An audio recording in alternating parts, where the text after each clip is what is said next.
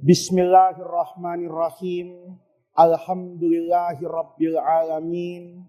Wassalatu wassalamu ala asyrafil anbiya'i wal mursalin wa ala alihi wa sahbihi ajma'in. Amma ba'du.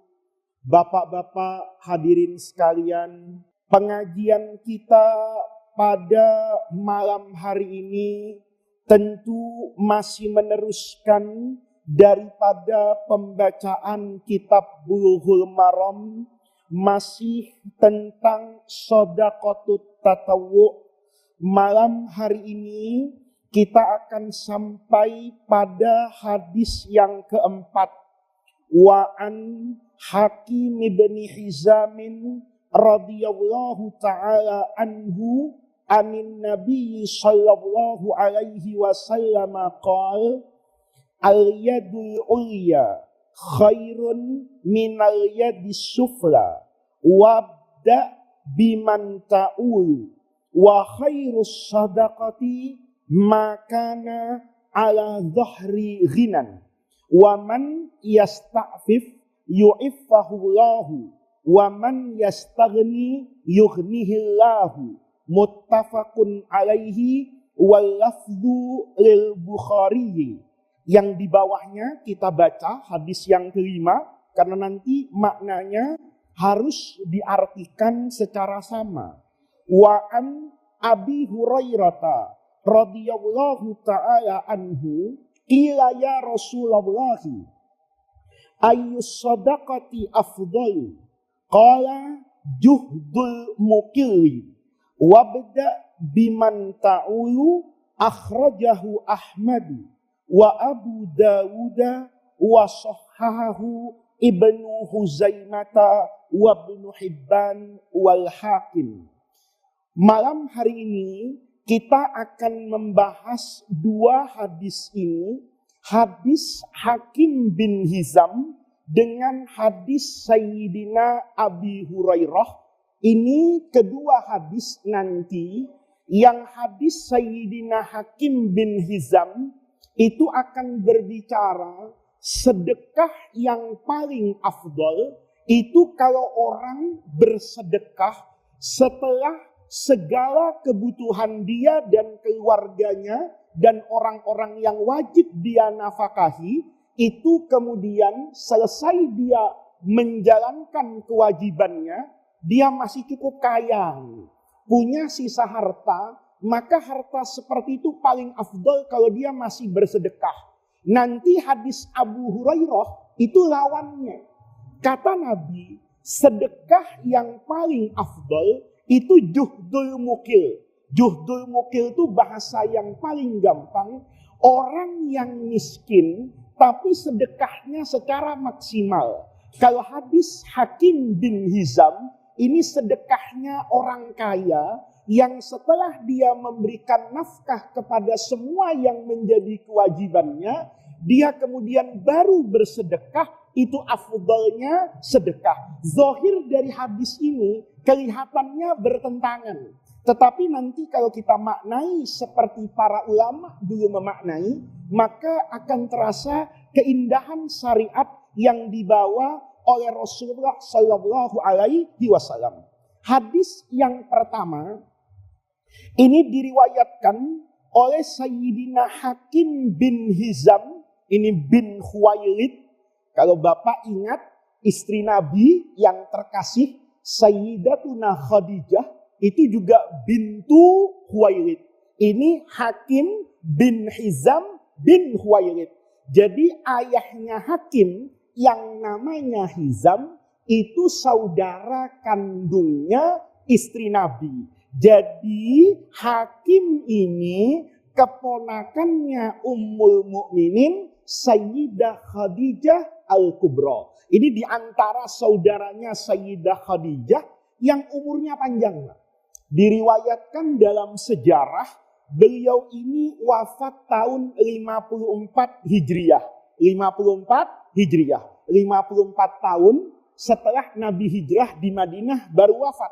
Sementara di satu sisi Hakim bin Hizam ini sahabatnya Nabi.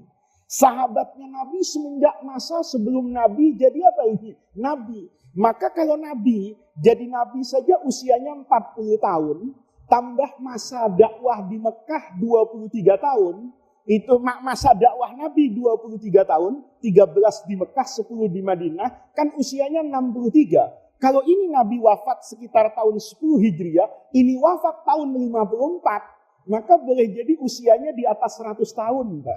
Karena Rasulullah saja wafat di tahun 10 itu usianya kira-kira 63. Kalau ditambah 40 tahun dari 63, itu pasti lewat angka berapa itu? 100. Jadi Hakim bin Hizam ini termasuk sahabat Nabi yang diberi oleh Allah umur yang cukup apa ini? Panjang.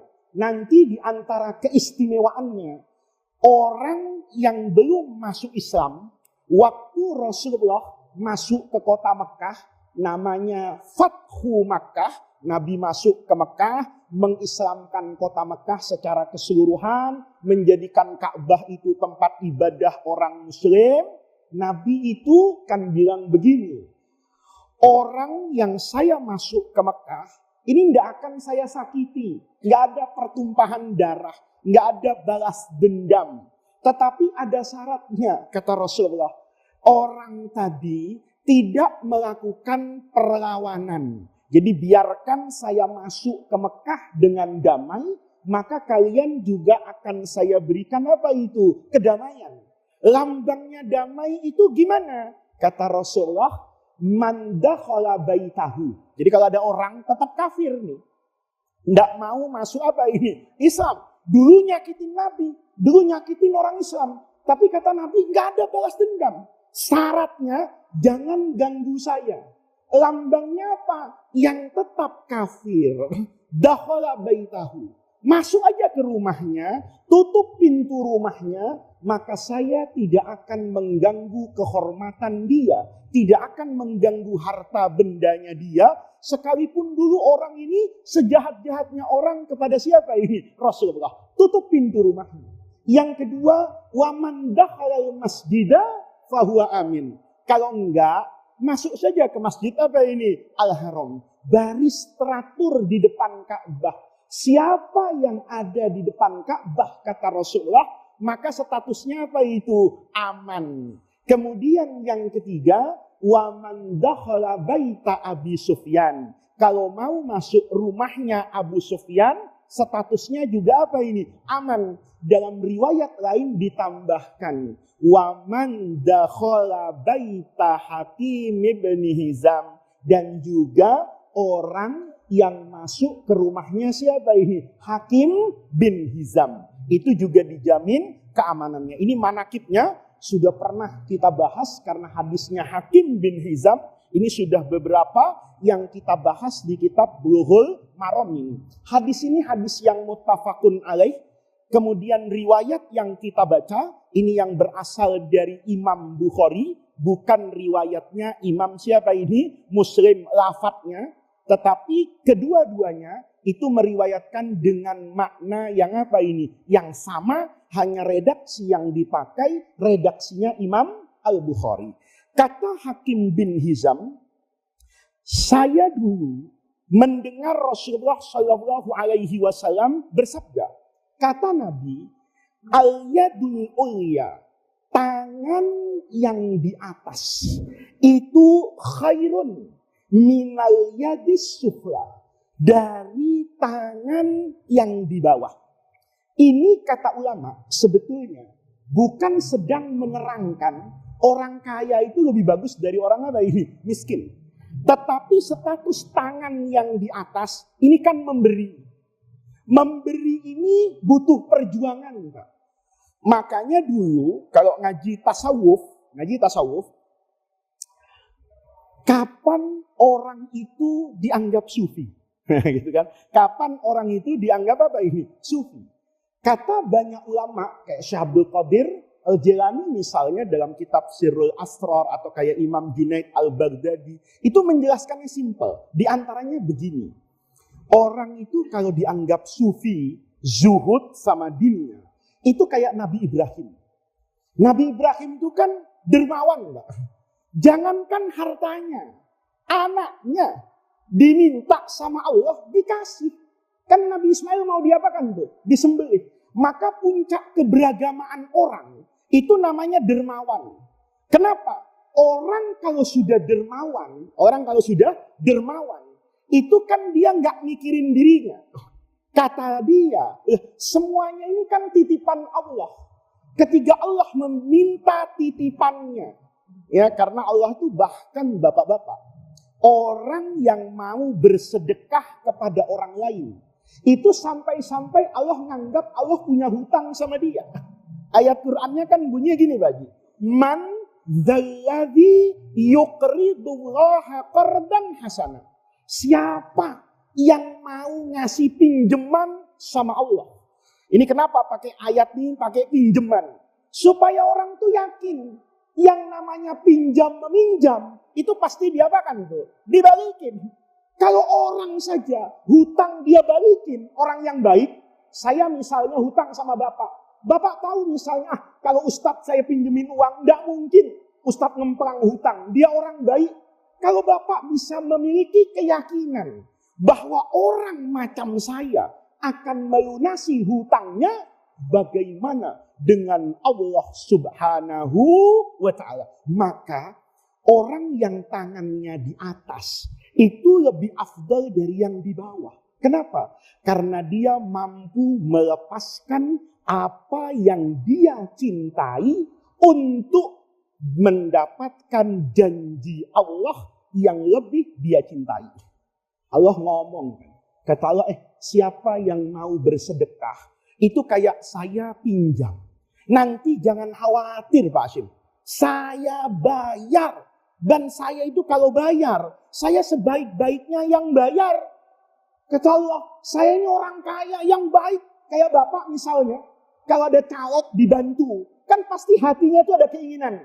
Gua dukung dia jadi gubernur. Ntar kalau jadi gubernur, dia pasti nggak lupa sama saya. Padahal manusia itu tempatnya lupa. Sementara Allah, inna rabbaka la yansa. Allah nggak pernah apa itu? Lupa. Kalau Anda berani punya uang, ya, kemudian ngelihat anak yatim, ngelihat musola reot, ngelihat sesuatu yang butuh untuk dibantu, Bapak lepas. Itu Bapak seolah-olah melepaskan apa yang Bapak cintai untuk janji Allah yang lebih Bapak cintai. Jadi kalau ada orang ngaku sufi tapi pelit, itu sufi KW 10 itu ya. Kalau ada orang, saya alhamdulillah Ustaz sudah ngaji ihya, sudah ngaji misalnya kitabnya Syabdul, tapi pelit. Itu enggak sufi, Pak. Ya, jadi Bapak jangan melihat tasawuf itu cuma zikir, cuma ziarah kubur. Enggak. Hatinya juga lepas dari dunia. Tandanya lepas dari dunia, itu berani infak. Karena manusia itu zuyyina linnas. Apa yang zuyyina linnas itu? Hubbus syahawat. Di antara syahwat itu apa? Ya minal qanatir, itu harta yang melimpah. Siapa yang tidak suka duit hari ini? Gak ada.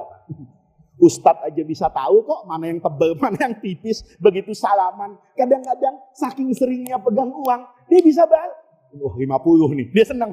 Wah ini kayaknya 10 nih, kan begitu tuh, bisa tahu.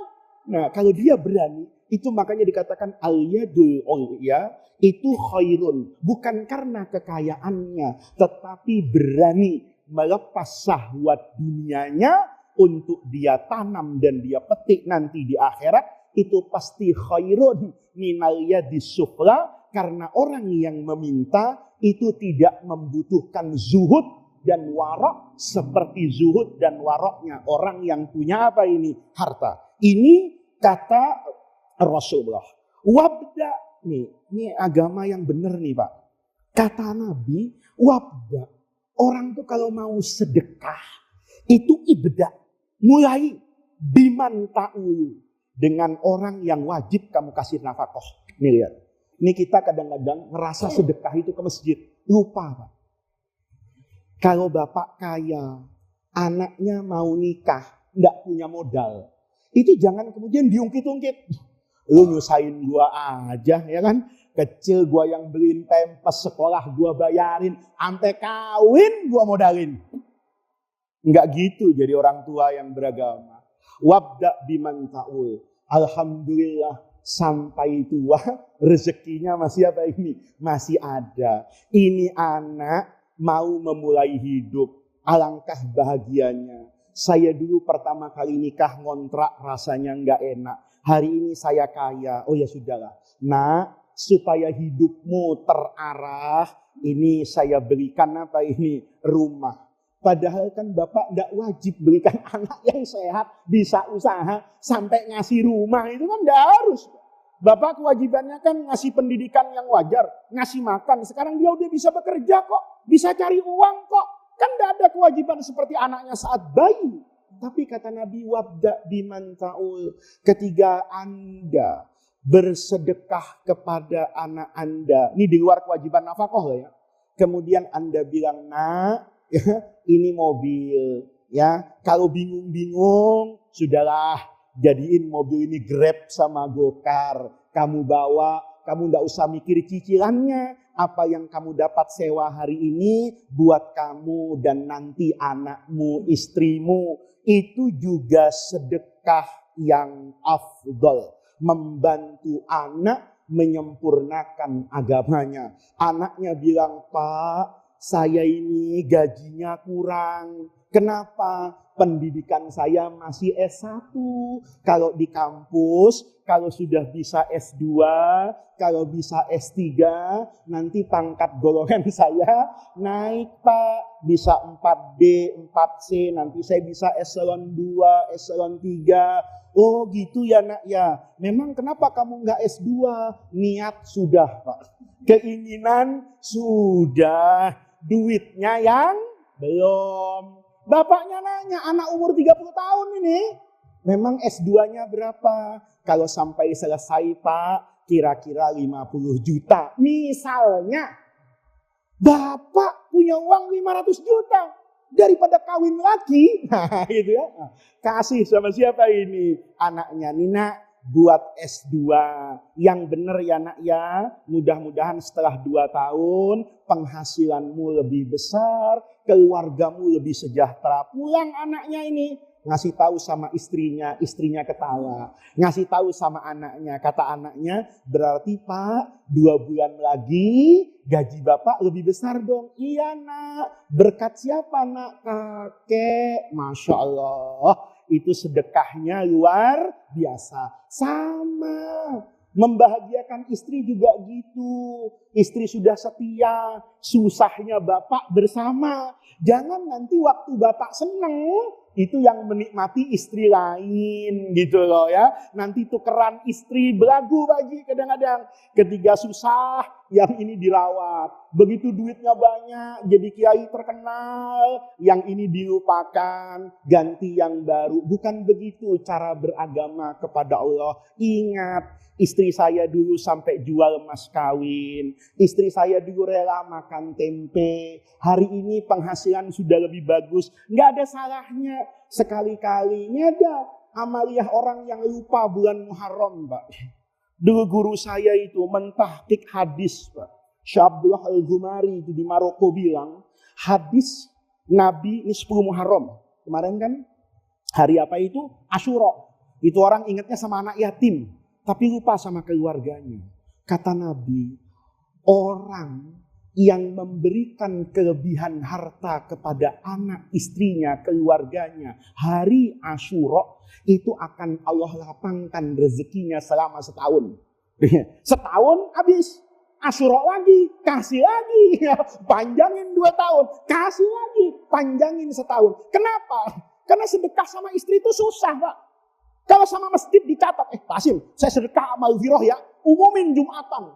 Wah, Jumat Alhamdulillah, masjid kita disumbang oleh Haji Muhammad Faiz 10 juta. Masya Allah, saya masuk ke amal viroh itu, Masya Allah Pak Haji rasanya di depan, oh ini di dermawan, ini Utsman bin Affan abad 21, kan begitu. Tapi ngasih 10 juta sama istri, itu ngerasa menjadi beban. Padahal boleh jadi itu sedekah yang dicintai oleh Allah. Ini wabda biman ta'ul. Oh ya, saya keluar kemana-mana, saya pergi kemana-mana, istri saya di rumah dengan anak-anak saya. Apa salahnya kalau saya menikmati nikmatnya ngaji di masjid ini, biarlah istri saya menikmati dengan kenikmatan yang lain. Itu maknanya wabda biman ta'ul. Jadi agama tuh gitu Pak. Jangan bagus sama orang lain, tapi jahat sama keluarga sendiri. Jangan dermawan sama orang lain, tapi istrinya itu uang belanja diperiksa kayak KPK mau meriksa Pak. Laporannya mana? Mana ada kan suami gitu minta bon sama bininya. Bonnya mana? Perasaan kerupuk Pak segini harganya. Ini kok ini ada terjadi pembengkakan biaya. Masya Allah, memang Bapak BPKP apa auditor negara? Itu bukan berarti saya katakan istri berhak morotin suami. Bukan begitu juga. Tetapi inilah konsep beragama yang baik. Tangan di atas itu lebih baik dari tangan yang di bawah. Termasuk saat memberi kepada istri. Keberanianmu menyejahterakan keluarga yang mungkin tidak mendapatkan pujian orang. Itu merupakan pengorbanan yang luar biasa. Daripada kamu berinfak ke orang lain, tetapi jauh di dalam hatimu mengharapkan pujian dari apa itu? Orang. Wabda biman ta'ul. Wa khairus sadaqah. Ini kata Nabi ini. Ya, nanti kita bandingkan dengan hadisnya Sayyidina Abu Hurairah. Wa khairus sadaqah. Sebagus-bagusnya sedekah, makana ala dhahri ghina. Ketiga orang itu masih memiliki sisa dari ghina kekayaannya. Jadi saya ngitung, istri saya nafkahnya berapa. Jangan lupa ya Pak ya, nafkah itu beda dengan uang belanja. Uang belanja itu dimakan suaminya juga, dimakan anak-anaknya. Bukan berarti yang ngasih uang belanja itu terus istrinya nggak dikasih apa-apa. Istrinya mungkin butuh pakaian, mungkin butuh minyak wangi, hari ini mungkin butuh pulsa, gitu ya. Ya, mungkin butuh ini, itu kasih. Setelah itu dikasih, anaknya dicukupi yang wajar. Kata anaknya, Pak, sepatu mangap, beli. Ya tentu, jangan beli yang mahal-mahal kayak Citayam Fashion Show misalnya ya. Jangan yang harganya juta-juta. Yang wajar. Anaknya beli sepatu berapa sekarang? 500.000. Belikan. Baju yang wajar berapa? Setelah itu semua terpenuhi. Uang sekolah anaknya tercukupi. Anaknya mau kawin, mas kawinnya sudah diapakan nih? Dipenuhi. Nanti bawaannya dipenuhi. Semua. Bapak ternyata masih apa ini? Punya sisa. Itu sebaik-baiknya sedekah. Kenapa? Saat bapak bersedekah, nggak diomongin sama bini bapak. Nih, kalau bapak pelit sama bininya, bang belanja, udah minyak goreng mahal, tempe lu bakar aja. Misalnya nih, istrinya disuruh makan tempe apa ini? Bakar. Bapak nyumbang nasi kebuli, mulutan di Hayatul Islam. Itu bapak dapat pahala sedekah, tapi dapat dosa. Dosanya apa? Buat istri bapak berdosa kan? Begitu bapaknya, itu duit banyak. Ini buat Rasulullah. Ya kan? Rasulullah apa bang? Maulid Nabi. Gua nanggung kebuli di Masjid Hayatul Islam 10 juta. Bininya dibeliin pecel satu sekeluarga Pak. Ya kan? Pecel satu sekeluarga. Makan nih anaknya nanya, Bu kok begini? Jawab ibunya, Bapak sebenarnya punya uang. Nah, tapi disumbangin ke Maulid Nabi. Anaknya pasti ngomong, Bapak belagu amat. Bukan mikir kita dulu ya. Lihat, anak-anak itu jadi berdosa ngomong gak pantas sama bapaknya gara-gara siapa? Gara-gara bapaknya. Hadis kan ngajarin gitu. Kata Nabi, jangan ngina bapakmu. Sahabat kaget. Ayasubbur rajulu abahu. Emang ada Nabi? Orang yang maki-maki bapaknya sendiri. Kata Nabi enggak ada. Tapi ada orang menghina bapaknya orang lain. Orang lainnya enggak terima. Maka orang lain itu menghina bapak yang menghina bapaknya. Saya sama Sutoyo ini berantem. Dia maki bapak saya. Gara-gara dia maki bapak saya maki bapaknya. Jangan kita beragama itu enggak utuh. Jadi kata Nabi, sebagus-bagusnya sedekah, itu yang tersisa. Orang tanya, tapi saya mau niru Abu Bakar. Abu Bakar itu anfaqo malahu kullahu lillah. Diinfakin semua Pak Haji. Dibawa semua itu. Nabi nanya itu, ngeliat kok banyak banget bawanya. Madza abqaita li ahlika? Abu Bakar, keluarga disisain apa nih? Apa tanah di Citayam gitu? Apa kontrakan di Depok? Agak ada Nabi, habis. Semuanya udah saya jual, saya bawa sama Nabi. Banyak orang itu yang ngajinya separuh, Pak. Wah, gua kepengen jadi Abu Bakar. Sayang, kepengen jadi Abu Bakar itu cuman ketika berinfak, tapi tidak menanamkan cinta kepada Nabi, kepada anak istrinya. Abu Bakar begitu menjadi afdal karena kalau dilaporkan kepada anaknya akan bilang, ketinggalan Pak cincin saya. Itu anaknya Abu Bakar sekarang. Anak Abu Bakar dulu, Abu Bakar pelumpung, lain masalah. Gile babe gue, kan gitu kan. Semuanya dihabisin. Gitu. Wah, begitu bapaknya datang ke rumah, saya yakin sidang umum PBB segera berlangsung gitu ya. Sampai subuh mungkin bapaknya dimaki-maki, nggak tahu diri. Nah, jadi jangan kemudian orang itu merasa bahwa untuk masuk surga dia harus seperti Sayyidina Abu Bakar. Enggak. Sayyidina Abu Bakar berinfak semuanya, keluarganya nggak dikasih, tapi nggak ada protes. Bahkan keluarganya ikut senang, benar Pak, surga semua. Bapak juga bisa masuk surga kan? Gimana caranya? Penuhi kebutuhan keluarga Bapak. Sisanya masih ada, sedekahkan sedekahut tatawu setelah bayar zakat. Saat itu pahalanya diterima oleh Allah. Anak istri Bapak berdoa, alhamdulillah punya suami yang dermawan seperti suami saya. Anaknya mengatakan, alhamdulillah punya Bapak yang perhatian. Bahkan sampai saya setua ini, ya Allah mudah-mudahan Bapak saya diberi A, diberi B, diberi C. Itu beragama. Jadi wabda biman tahu, itu penting. Kemudian wahairus sadaqati makana ala dhahri jina. Kemudian Nabi kasih pagel nih. Kan dari tadi Nabi bicara yang ngasih. Nih, sekarang yang diapakan nih? Dikasih. Kata Nabi, waman yasta'fif. Orang yang punya iffah. Iffah itu harga diri dan kehormatan. Tidak gampang untuk disumbang orang. Nih, kita kadang-kadang ngelihat teman mau ke warung, pura-pura lapar. Diem bengong, ditanya, kenapa lo? Udah 2 hari kagak makan. Padahal baru gak makan dari pagi itu. Itu namanya tidak yasta'fif. Dulu Imam Syafi'i bilang, jauharul mar'i fi salatin. Nih, orang itu bisa jadi emas permata itu. Ada 3. Karena hadisnya banyak, kita ambil 1 saja.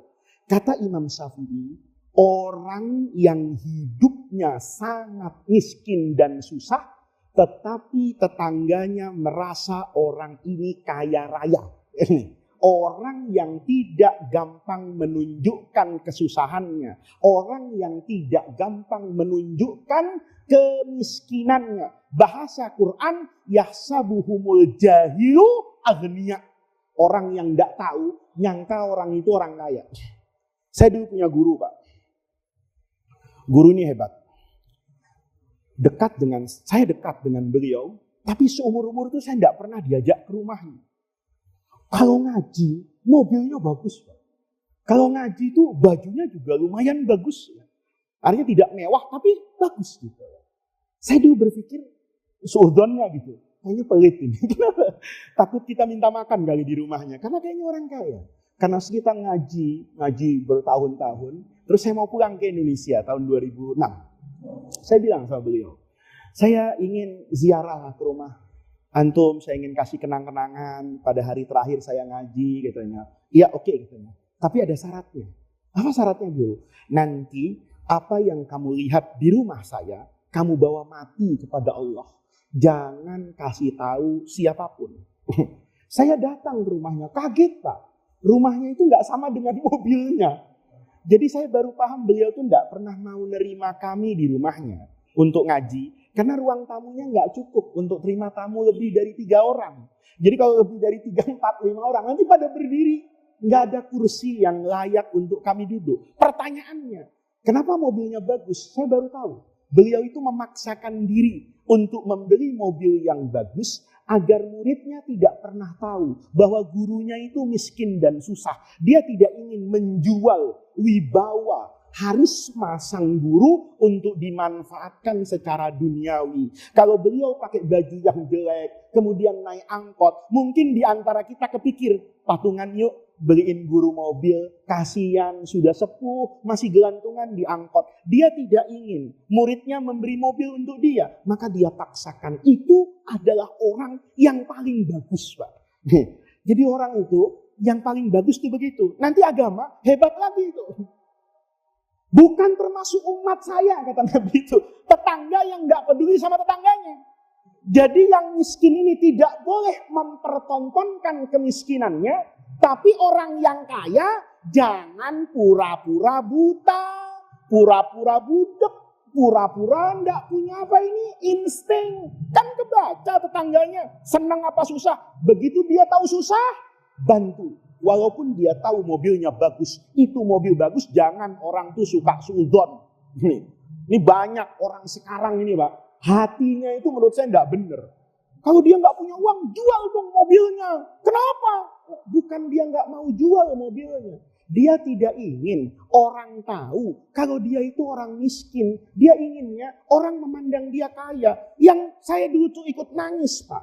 Karena selama ini kita nggak pernah ngasih uang sama beliau. Karena kita pikir beliau orang cukup. Dari situ beliau ingin bahwa orang itu tidak pernah memberikan sesuatu kepada beliau. Karena beliau khawatir dituduh menggunakan ilmunya, menggunakan keustadannya, menggunakan kekiaiannya, menggunakan jasanya, menanam ilmu kepada muridnya, kemudian dengan gampangnya seolah-olah minta balas jasa. Ayo, kalian sudah saya tunjukkan kunci ke surga, tolong mobil saya itu sudah jelek, belikan yang baru. Enggak begitu. Ini namanya orang yang yasta'ifif. Dia menjaga iffah kehormatannya. Janji Allah, yu'iffahullah. Allah pasti akan jaga kehormatan orang itu. Ini pakai Pak filosofinya ini ya. Dikasih terima, tapi ngemis pantang, itu hidup. Ya. Bapak jadi guru ngaji, kalau ada orang ngasih, terima. Itu rezeki yang Allah tuntun kepada Bapak. Tapi pasang tarif hukumnya haram. Tapi kalau ada orang ngasih, itu rizqun saqahullahu ilaika. Itu rezeki yang Allah tuntun kepadamu. Terima. Kata bapak saya dulu, ambil sesuai kebutuhanmu. Sisanya bagikan kepada yang membutuhkan. Jangan langsung ditolak. Ambil dulu, pakai untuk keperluanmu. Tapi ingat, sisanya bagikan kepada mereka yang membutuhkan. Itu termasuk, kata bapak saya dulu, man yasta'fifillah itu yu'iffahullah. Allah akan jaga nih. Jadi bapak, ya, kalau nanti lihat cewek cantik, ya, tahan. Enggak, ntar aja di surga. Orang yang begitu dikasih beneran Pak di surga. Ya, tapi orang yang menghilangkan iffahnya, syahwat dunia mungkin Allah kasih, tapi yang pasti di akhirat nggak dapat. Maka bapak kalau ngaji itu, Imam Ghazali dulu cerita, man asyiko, orang yang jatuh cinta banget, tapi cintanya tuh ditahan-tahan. Fa'afa, ya, fakata mau wa'afa. Dia tuh cinta perempuan, tapi dia nggak mungkin menyampaikan, tuh nggak berani. Tapi dia simpen, dia tidak zina mata, dia tidak simpen, ya Allah sudahlah. Kayaknya perempuan tuh bukan takdir saya, kayaknya bukan rezeki saya. Sudahlah, saya mau sholat saja supaya nanti dapat yang kayak gitu di surga. Famata, mati nahan cinta. Itu matinya mati syahid. Kenapa mati syahid? Karena dia afif, menjaga kehormatannya. Kalau saya colek itu janda, gitu ya. Kalau saya gini, mungkin dia merhatikan saya. Kalau saya ini, udah, lo kawin sama gua nih, mungkin saya terjerumus dulu kepada maksiat. Kalau begitu, saya simpan saja cinta saya di dalam hati. Saya bawa mati kepada Allah. Itu seandainya mati, sebelum dia dapat gantinya kawin, itu matinya mati syahid. Cuman pengajian gini, ya, jangan kemudian diamalkan semena-mena. Oh berarti kalau jomblo mati, mati syahid. Belum tentu, ya kan? Kalau sebelum mati, marah mulu. Ya Allah, ngaji udah, duha udah, ya kan? Waqiah tiap malam, kagak dapet jodoh. Gimana sih? Wah, mati sangit kalau itu. Ya? Tapi yang mati syahid itu yang orang menjaga adab kepada siapa ini? Allah. Yasta'fif. Saya akan jaga kehormatan saya. Saya tidak mungkin untuk membeli cinta saya dengan cara yang bertentangan dengan marwah dan muru'ah. Saya simpan itu, yu'iffahullah. Allah pasti akan menjadikan bapak orang yang afif. Waman yastaghni. Yastaghni itu merasa kaya. Merasa cukup. Bahasa Jawanya itu apa ya? Nerimo. Ya. Kok bahasa Arabnya itu qanaah. Kata orang Arab itu, idza ma kunta dza qalbin qanu'in fa anta wa malikud dunya sawa. Idza ma kunta dza qalbin qanu'. Kalau kamu tuh punya hati yang puas, makan tempe, alhamdulillah. Coba orang lain mungkin makan nasi sama kecap. Begitu makan nasi sama kecap, alhamdulillah. Masih ada yang dimakan, masih mau makan. Berapa banyak orang mau makan, nggak ada yang dimakan. Ada yang dimakan, nggak mau makan. Itu namanya yastaghni. Diiming-imingi itu, oh ayam bakar enak, sama lah. Kalau sudah masuk perut, rasa kenyangnya sama. Yang suka protes itu kan mata sama mulut. Perut nggak pernah. Perutnya Sudoyon itu, gue nggak mau jengkol, enak aja, nggak ada. Perut tuh nerima. Makan di warteg, makan di restoran, perut nerima nggak? Nerima. Yang nggak nerima apa? Gengsinya, gitu loh. Mata yang melihat, oh di sono enak, di sana bagus, di sini dingin, di sini keringetan, kan itu. Tapi kalau makan, kalau orang punya kata-kata yastaghni, dia minta al-ghina kepada Allah, maka yughni. Maka orang itu Pak, kalau sudah dza qalbin qanaah, fa anta wa malikud dunya sawa. Nih. Jadi kiai bersyukur, alhamdulillah. Datang ke Masjid Hayatul Islam, habis ngaji, semua orang natap saya. Saya enggak pakai tim sukses, enggak pakai bendera. Coba saya mau nyalek. Caleg 2024, jangan sampai tapi ini contoh. Muhammad Faiz akan ngumpul di Cipinang. Pasti ada tim sukses. Nggak jauh-jauh dari dua orang ini. Saya bilang, Ben, lo pasang bendera ya, ente pasang foto saya ya. Saya bilang, Pasim tolong ya, gerakin masyarakat. Belum tentu juga masyarakat datang. Tapi saya datang ke sini Pak. Nggak pernah kan bilang, ayo kumpul ya, nanti habis maghrib dengerin saya. Nggak ada. Bertahun-tahun saya bisa bicara depan orang kayak begini. Ini kan kenikmatan. Kalau saya kemudian melepas nikmat yang Allah berikan kepada saya, jangan-jangan kufur nikmat. Saya 2 bulan ini Pak, sering dikawal polisi. Dikawal polisi, karena macet gitu terus enak. Ustadz nanti saya kirim folder ya, polisi. Dikawal polisi Pak. Saya ketika dikawal polisi itu ngomong, ini rasanya jadi menteri ya. Enak betul cepat-cepat. Terus saya pikir, saya sudah merasakan kan nikmatnya jadi menteri, nikmatnya menerabas kemacetan ke Sukabumi. Saya bisa ke Sukabumi yang orang butuh 4 jam, saya cuma 1 jam Pak, nyampe. Karena apa? Pakai patwal. Saya pernah dari Lumajang, dari Probolinggo ke Lumajang, itu 40 menit sampai. Orang macetnya bisa 4 jam, 5 jam. Saya wing. Saya pikir-pikir, gini ya rasanya jadi presiden. No, cuma segitu aja udahlah. Saya nanti sampai di tempat masih ditanya-tanya. Saya sampai di tempat enak betul Pak Ustadz kan. Dicium tangannya, datang belakangan, langsung naik panggungnya kan. Begitu ngomong semua orang salah, dia benar sendiri. Kan begitu Pak Ustadz. Saudara-saudara ini orang tepuk tangan pula. Saya bilang itu apa ada? Fabi ayyi ala'i rabbikuma tukadziban. Ketika kemudian dzaqal bin qanu, ya udahlah. Berarti enak sudah. Jadi ustadz saja lah. Syukuri. Sama Pak. Orang yang enggak jadi ustadz juga enak kan. Bapak ke masjid itu kan enggak pernah mikir Pak. Hadis nih sahih apa dhaif, ya kan? Hakim bin Hizam itu siapa? Otaknya parkir tenang aja dia masuk masjid. Saya masuk masjid Pak ada kepikiran tadi.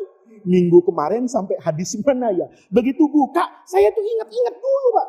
Ilmu saya yang ada di dengkul itu, kadang-kadang ketarik lupa saya. Kok nggak keluar ini file gimana ini udah mulai ngaji. Karena saya sering panik. Karena tadi saya ngajar di Cibubur. Saya dari Cibubur ke sini, nggak mungkin. Saya kemudian baca konsentrasi, mana belum sholat asar, mana macet. Tapi kan saya masuk deg-degan. Bapak enak kan? Ustadz mau ngaji apa aja nikmati, ya kan? Om Bapak tinggal diem, ya kan? Tahu-tahu adzan Isya pulang. Pahala sama, gitu. Bedanya saya di depan, Bapak di belakang. Bapak pulang nggak ada amplopnya, saya ada amplop. Bedanya itu aja, pahala sama. Semuanya sama. Kalau seperti itu Pak, masing-masing kan punya apa itu? Kenikmatan. Maka orang itu yastaghni. Merasa apa ini? Cukup. Begitu merasa cukup, dia pasti jadi orang kaya. Tapi orang kalau perasaannya kurang terus, maka hari itu dia jadi orang miskin. Maka orang itu berdoa, ya Allah, beri saya kekayaan. Kekayaan apa? Kaya hati. Hatinya tuh kaya. Rezekinya sedikit, tapi ngasihnya itu kayak orang kaya. Kan ada orang tuh sama tukang parkir, mobilnya mobil mewah, ngasihnya 2.000. Ada orang mobilnya jelek, ngasihnya 50.000. Kata tukang parkirnya, iya ya, saya nggak boleh berprasangka buruk. Bodoh capek-capek, repot bukain tuh mobil orang kaya, 2.000. Itu orang mobilnya kayak odong-odong, 50.000. Apa berarti duitnya yang odong-odong itu lebih banyak? Kagak. Hatinya yang lebih banyak, kaya. Alhamdulillah, saya masih nari odong-odong, jalan-jalan-jalan, orang pada bayar. Yang ini parkir teriak-teriak panas. Sudahlah, saya punya uang hari ini 200.000. Buat beli beras berapa, ini berapa. Kayaknya kalau tukang parkir saya kasih 10.000, saya tidak miskin kok. Dia kasih 10.000. Orang yang naik Yamaha 35 juta, 2.000. Kan gitu kan? Itu namanya apa itu? Perasaan yastaghni. Saya sudah cukup ya Allah. Karuniamu itu sudah cukup ya Allah. Sudah bisa makan. Maka kata Nabi Muhammad SAW, orang itu untuk kaya itu sederhana, Pak. Orang itu man asbaha. Setiap pagi itu bangun, mu'afan fi jasadihi. Tangan dicek, bergerak, alhamdulillah, nggak rematik. Kaki ke masjid, siap, nggak ada asam, urat, bangun. Ya mu'afan fi jasadihi. Ya kan? Kemudian dia apa itu? Aminan fi sirbihi. Aman, nggak ada maling. Mau keluar subuh-subuh, nggak takut. Coba di Perumpung banyak begal. Bapak ke masjid takut itu. Aman, kampung aman. Lihat anak istri, aman, sehat.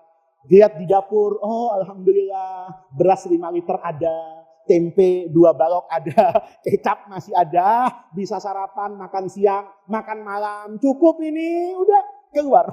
Itu kalau orang bisa bersyukur dengan nikmat itu. Faka'annama hizat lahu dunya. Seakan-akan dunia itu sudah bisa dikumpulkan.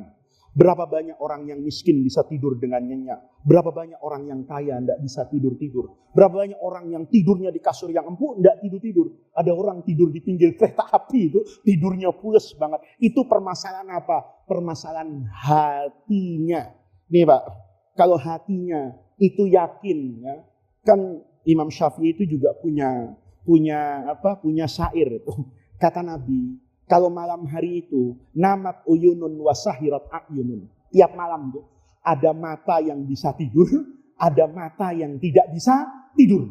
Fi amrin kana wa ma yakun. Dia bimbang tuh. Besok toko saya laku apa enggak? Besok tanah saya laku apa? Enggak. Besok saya dapat kerjaan apa enggak? Mikirin, lupa dia. Inna rabban kafaka bil amsi makana sayakfika fi ghadin ma yakun. Kalau Allah kemarin bisa memberi kehidupan kepada kita, waktu kita ada di rahim ibu, tidak punya mulut, tidak punya apa-apa, Allah kasih kita makan, tumbuh, berkembang di dalam rahim ibu, maka inna rabban kafaka bil amsi makana. Allah yang memberikan kecukupan kepada kamu kemarin, sayakfika fi ghadin ma yakun. Pasti Allah akan memberikan kecukupan fi ghadin esok hari ma yakunu terhadap apa-apa yang akan terjadi kepadamu. Orang kalau seperti ini Pak, nikmat. Makanya kata Nabi itu, orang hidup itu kalau soal dunia, lihat sama yang bawah. Kalau Bapak ke masjid nggak pakai sendal, jangan lihat yang pakai sepatu. Lihat yang nggak punya kaki. Alhamdulillah ke masjid nyeker. Kadang-kadang kita ketemu Pak sama orang di Arafah, saya kemarin ketemu di Mina. Untuk lontar jumroh, dia merangkak dengan dengkul dan tangannya. Di tengah-tengah kepanasan, saya nggak jadi ngeluh. Saya panas bener ini, nggak ada payung, nggak ada AC. Mau ngeluh saya. Kenapa? Kaki saya capek betul. Tapi saya pikir ya Allah, yang capek kan cuma tumit saya. Orang yang jalan merangkak dari Muaisim sana, hampir 2 kilo itu. Untuk ke Jamarat ba'da zawal, habis tergelincirnya matahari. Itu kan panasnya 3. Panas telapak tangannya, panas dengkulnya, panas kaki belakangnya, paling tidak panas punggung sampai ke belakang. Kalau saya atau Pak Haji umrah, kan yang panas cuma Palanya doang. Ini kan dia merata seperti ini. Ketika ya Allah, alhamdulillah ya masih seperti ini. Kalau dia merasa cukup, ya Allah sudah cukup. Itu yang penting Pak. Dulu saya punya kenalan di Mesir itu. Cerita itu luar biasa. Orang miskin Pak. Di atas apartemen itu biasanya tukang disuruh-suruh aja lah. Satu ketika rumahnya itu bocor. Di atas. Hanya dari kayu. Maka sama ibunya yang perempuan itu dicopot pintu rusak itu, ada pintu rusak itu nggak dipakai, dia pakai begini nih untuk menghalangi hujan. Itu anaknya bilang, alhamdulillah ya Bu ya, kita punya pintu rusak untuk menghalangi air hujan membasahi tubuh kita. Gimana ya Bu, nasibnya orang yang nggak punya pintu. Kita mungkin kalau hidup seperti itu tidak pernah terfikir untuk bersyukur adanya tripek yang melindungi jasad kita dari air. Yang terfikir bagaimana punya rumah yang mewah, bagaimana punya apartemen yang bagus. Kalau kita selalu merasa kurang dan berhitung dengan nikmat Allah, pasti kita tidak akan pernah menjadi orang yang bahagia. Orang yang bahagia itu adalah orang yang bisa berdamai dengan takdir Allah. Orang yang paling bahagia itu adalah orang yang melihat apa yang menjadi takdir dan bagian dia dari Allah merupakan karunia yang terbaik. Orang yang paling bahagia adalah orang yang seandainya dia diberi kesempatan untuk memutar jarum jam kembali ke masa lalu, dia tidak akan pernah memilih kecuali apa yang menjadi takdir dari Allah buat dia pada hari ini. Dengan cara itu, hati kita akan selalu nerima, hati kita akan selalu bersyukur, hati kita akan selalu merasa lebih kaya dan bahagia dari orang lain. Mudah-mudahan dengan kita membaca hadis Hakim bin Hizam ini, Sayyidina Abu Hurairahnya minggu yang akan datang, Hakim bin Hizam ini mudah-mudahan Allah jadikan kita semua orang-orang yang kaya. Bukan saja kaya secara lahiriah, tetapi juga kaya batiniah. Orang-orang yang hatinya kaya, kaya dengan rasa cukup, rasa syukur kepada Allah Subhanahu wa Ta'ala. Mudah-mudahan dengan hadirnya kita di pengajian ini, langkah kaki yang kita gerakkan, mata yang melihat, telinga yang mendengar, mulut yang berucap kebaikan, mudah-mudahan menjadi tawassul dan wasilah kita untuk mendapatkan khairat dunya wal akhirah. Rabbana atina min ladunka rahmah wa hayyi lana min amrina rasyada. Allahumma la tahrimna khaira ma indaka li syarri ma indana. Kurang lebihnya saya mohon maaf. Assalamualaikum warahmatullahi wabarakatuh.